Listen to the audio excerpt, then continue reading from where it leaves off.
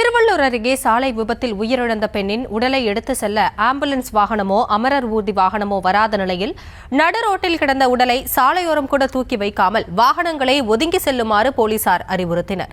இதுகுறித்த விவரங்களோடு இணைகிறார் நம்முடைய செய்தியாளர் பிரபு. அந்த பெண் யார், என்ன நடந்தது, முழு விவரங்கள்? வணக்கம். திருவள்ளூர் அடுத்த சித்தம்பாக்கம் பகுதியைச் சேர்ந்தவர் சாந்தி.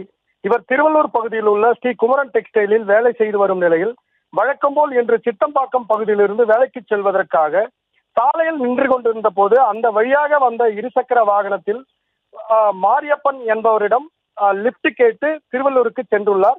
அப்போது திருவள்ளூர் செங்குன்றம் சாலையில் ஈக்காடு பகுதியில் உள்ள வளைவில் சென்று கொண்டிருந்த போது எதிரே வந்த தடம் எண் 505 செங்குன்றம் பகுதிக்கு செல்லும் அரசு பேருந்து இருசக்கர வாகனம் மீது பலமாக மோதியதில் நிலை தடுமாறி கீழே விழுந்த சாந்தியின் தலை மீது பேருந்தின் பின்னாடி சக்கரம் மோதியதில் அவர் சம்பவ இடத்திலேயே துடிதுடித்து உயிரிழந்தார்.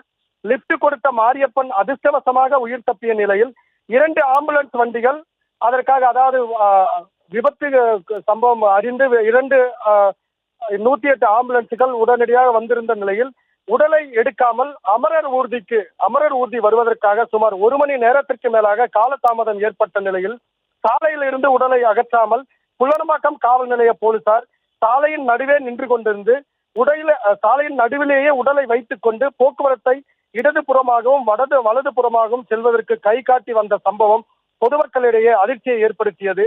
மேலும் விபத்து ஏற்பட்டு சுமார் 1 மணி நேரத்திற்கு மேலாகியும் உடலை எடுத்து சாலையின் ஓரத்தில் கூட வைக்காமல் சாலையில் நடுவே உடல் கிடந்த பரிதாப நிலையும் அங்கு ஏற்பட்டது.